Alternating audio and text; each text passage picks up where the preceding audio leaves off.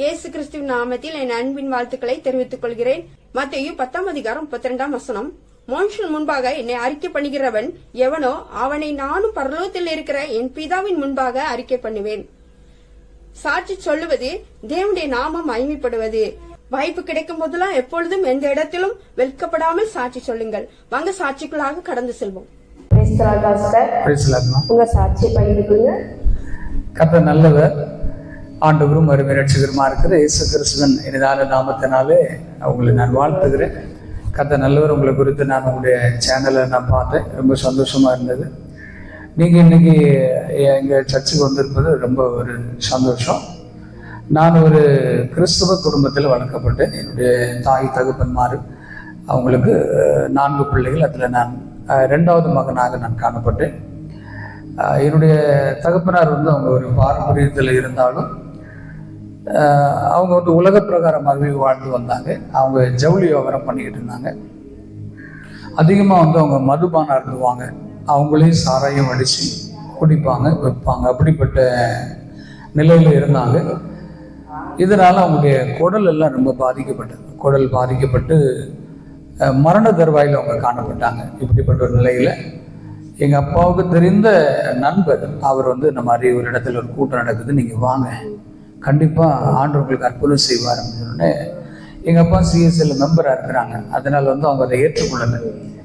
ஆனாலும் இது அவங்களுடைய முடியாத ஒரு நிலைமை. அப்படின்னா நண்பர் கூப்பிட்டதுனால அவங்க போனாங்க. அங்கே ஒரு 3 நாள் அந்த கூட்டம் நடந்தது. ஆனால் இவங்களுக்கு 3 நாளுமே எந்த ஒரு அற்புதம் நடக்கலை. கடைசி நாள் கடைசி கூட்டம் நடக்க சொன்னேன். அந்த கூட்டத்தை நடத்தின அந்த ஊழியக்காரர் வியாதிஸ்தர்களுக்காக நான் ஜெபிக்கிறேன், ஆண்டவர்களுக்கு அற்புதம் செய்வார் அப்படின்னு சொன்னார். அப்படி அவங்க ஜெபிக்க சொன்ன அப்பாவுக்கு அங்கேயே ஒரு பெரிய மிராக்கள் நடந்தது. அவங்க குடலெல்லாம் அழுகி போன ஒரு நிலையில தான் காணப்பட்டது. ஆனால் ஆண்டவர் ஒரு பெரிய ஒரு அற்புதம் செய்தார்.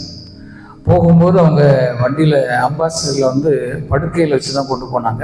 வரும்போது அவங்க நல்லா நடந்து வந்தாங்க. ஆண்டவர் பெரிய ஒரு அற்புதம் செய்தார். அதுக்கப்புறமா அப்பாவுக்கு ஒரு பெரிய ஒரு விசுவாசம் வந்தது. விசுவாசம் வந்த பிற்பாடு திரும்ப அந்த ஆவிக்குரிய சபைக்கு அவங்க போக ஆரம்பிச்சாங்க. இங்கிருந்து ஒரு 10 கிலோமீட்டர் தூரத்தில் அம்பலம் அப்படிங்கிற ஒரு கிராமம் இருக்குது. நாங்களாம் சின்ன குட்டி பசங்க. எங்கள் அப்பா எங்களை சைக்கிள் வச்சு அது வரைக்கும் ஆண்டவர் ஏற்றுக்கொள்ளலை. அப்போ அது வரைக்கும் ஏற்றுக்கொள்ள, அவங்க ஒரு பாரம்பரியத்தில் இருந்தாலும் ஆண்டவர் அவங்க ஏற்றுக்கொள்ளலை. அப்படியே தான் பாரம்பரியமாகவே இருந்தாங்க தவிர ஆண்டவர் அவங்க ஏற்றுக்கொள்ளலை. அதன் பிற்பாடு நாங்கள் குடும்பமாக நாங்கள் அந்த அம்பலம் அப்படிங்கிற இடத்துக்கு தான் நாங்கள் போயிட்டு இருந்தோம். அதுக்கப்புறமா அப்பாவும் இன்னொரு சேர்ந்து தான் மூலக்கரப்பட்டியில் ஒரு இடம் வாங்கி, நமக்கு அவ்வளோ தூரம் போக முடியாது அப்படின்னு சொல்லி மூலக்கரப்பட்டியில் ஒரு சர்ச்சை கட்டினாங்க. ஒரு ஊழியக்காரர் போட்டு இவ்விதமாய் ஊழியங்கள் போய் கொண்டிருந்தது. எங்களுடைய வீட்டில் பார்த்திங்கன்னா கிருபையினால் வாரந்தோறும் வெள்ளிக்கிழமை ஈவினிங்கில் ஒரு கூட்டம் வைப்போம். அதில் அக்கம் பக்கத்தில் இருக்கக்கூடியதான ஜனங்கள் எல்லாம் வருவாங்க. அப்பா ஜோம் பண்ணுவாங்க, ஆண்டவர் அவர்களுக்கு அற்புதங்களை செய்வாங்க. இதனால் ஜனங்கள் நிறைய வந்தாங்க. இப்படி முதல்ல எங்களுடைய இந்த ஊழியமானது வீட்டில் தான் ஆரம்பிக்கப்பட்டது. அப்பா கிராமங்கள் தோறும் சுவிசேஷ ஊழியத்துக்கு போவாங்க. சைக்கிள் எடுத்துகிட்டு அவங்க கூட நண்பர்கள் எல்லாம் சேர்த்துட்டு ஒரு 6-7 பேர் சைக்கிளில் போவாங்க. நானும் ஒரு சின்ன பையன், அதாவது நான் ஒரு 6 அப்போ விவரம் தெரிவிச்சுன்னு அந்த மாதிரின்னு வச்சுக்கோங்களேன். அப்போது நான் நல்லா பாடுவேன். இந்த சின்ன சிட்டுக்குருவின்னு ஒரு பாட்டு நீங்கள் கேள்விப்பட்டிருக்கீங்க. சின்ன சிட்டுக்குருவியே சின்ன, இந்த பாட்டு நல்லா பாடுவேன். இந்த பாட்டை பாடினா அந்த சின்ன பிள்ளைங்கள் எல்லாம் வருவாங்க. இதனால எங்கள் அப்பா இதுக்காகவே என்னைய சைக்கிள் ஏற்றி கொண்டு போவாங்க. கிராமங்களில் போய் பயன்படுத்து. இப்படி ஆரம்பம் அந்த ஸ்டேஜ் வச்சுக்கோங்களேன். இப்படி தான் போயிட்டு இருந்தது. அப்புறம் வீட்டில் தான் அந்த ஊழியர்கள் ஆரம்பிக்கப்பட்டது. திரும்ப அப்புறம் நானும் பார்த்தீங்கன்னா 12th முடித்தாலும் அப்புறம் உலக பிரகாரமாக என்னுடைய நண்பர்களோடு தான் சேர்ந்து நான் பழகினேன் ஒழிய, ஆனால் எனக்கு இந்த ஆவிக்குரிய இந்த வெளிப்பாடுகள் எதுவுமே கிடையாது. ஏதோ நானும் அப்படியே தான் நான் இருந்தேன்.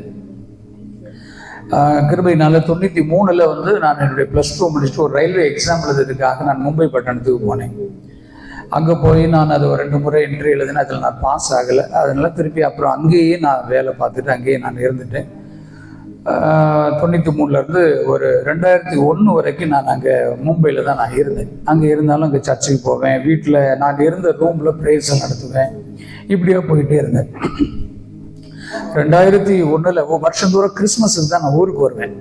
அப்போ கிறிஸ்மஸ் வரும்போது ஆண்டவர் இந்த புதிய வருஷத்துல கர்த்தர் என்னோட பேசினாரு, இந்த மாதிரி நீ ஊழியத்தை செய்யணும் அப்படின்னு ஆண்டவர் என்கிட்ட பேசினார்.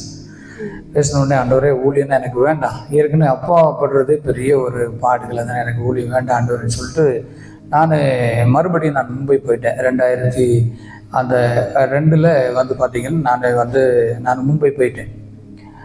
அப்போது மும்பை போன உடனே அது வரைக்கும் நான் வேலை பார்த்த அந்த கம்பெனியில் ஆஃபீஸில் வந்து பார்த்தீங்கன்னா எனக்கு மட்டும்தான் சண்டே லீவு.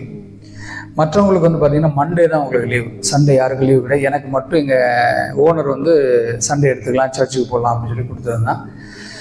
இதனால் வந்து பார்த்தீங்கன்னா நான் போன உடனே ஜனவரியில் டேவிட் இப்போ உனக்கும் என்ன செய்யாதுன்னா உனக்கு வந்து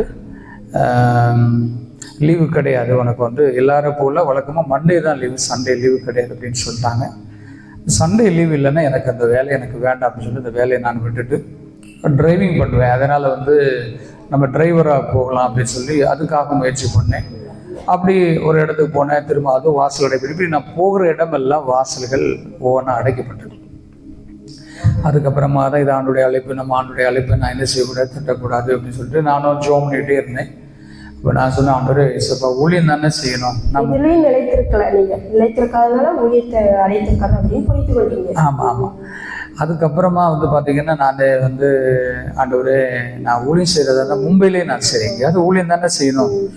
அப்போ ஆண்டவர் சொன்னார், இல்லைப்பா உன்னுடைய பகுதிகள் எல்லாமே இருளாக இருக்குது, டியூப் லைட் எங்கே கட்டுவாங்க, இருளில் தான் போய் வெளிச்சத்தை கட்டுவாங்க, அங்கே நிறைய லைட் இருக்குது, மும்பையில் நிறைய லைட் இருக்குது, உங்கள் பகுதி வந்து ரொம்ப இருளாக இருக்குது, அதனால் நீ அங்கே தான் போகணும் அப்படின்னு சொல்லி ஆண்டவர் என்னை புஷ் பண்ணி 2002 தான் என்னை ஊழியத்திற்கு ஆண்டவர் என்ன செய்ய கொண்டு வந்தார். கிருபை நல்ல அப்பாவோட சேர்ந்து நான் அப்படியே ஊழியம் பார்த்துக்கிட்டே கூடவே வேதாம கல்லூரியும் நான் படித்தேன். என்னுடைய 2007 எனக்கு திருமணமானது. கிருபையினால் 2 பிள்ளைகள். பையனுடைய பேர் வந்து சீகன் பால், பையன் இப்போது பிசியோதெரபி ஃபஸ்ட் இயர் படிச்சுட்டு இருக்கிறாப்புல. பொண்ணுடைய பேர் வந்து மஹிமா ரஸ், அவங்க 6th ஸ்டாண்டர்ட் படிச்சுட்டு இருக்கிறாங்க. அதே கிருபையினால் பிற்பாடு இந்த ஊழியங்களை நாங்கள் செய்து கொண்டே வந்தோம். கோடுங்குளம் அப்படிங்கிற அந்த கிராமத்தில் தான் அந்த ஊழியங்களானது ஆரம்பிக்கப்பட்டது. அவனுடைய கிருபையினால் கிராமங்கள்லையும் இந்த சுவிசேஷ ஊழியங்களை தொடர்ந்து நாங்கள் செய்துட்டு வந்தோம். இரண்டாவதாக 3 எடுப்பு அப்படிங்கிற இடத்துல ஒரு ஊழியங்களை ஒரு 10 வருஷத்துக்கு முன்னாடி ஆரம்பிக்க ஆண்டவர் உதவி செய்தார். அதன் பிற்பாடு இந்த இடத்திற்கு இங்கே ஒரு 4 ஆண்டுக்கு முன்பாக தான் நாங்கள் இந்த பகுதிக்கு நாங்கள் கடந்து வந்தோம். இந்த இடத்தை நாங்கள் வாங்கினோம். இந்த ஊழியம் ஆரம்பிக்கப்பட்டு ஒரு 4 ஆண்டுகள் ஆகிறது. கிருபையினால் ஆண்டவர் இதுவரைக்கும் ஆண்டவர் நடத்தி கொண்டிருக்கிறார். கர்த்தர் நல்லவர். உன்னத பாட்டில் ஒரு வசனம் உண்டு.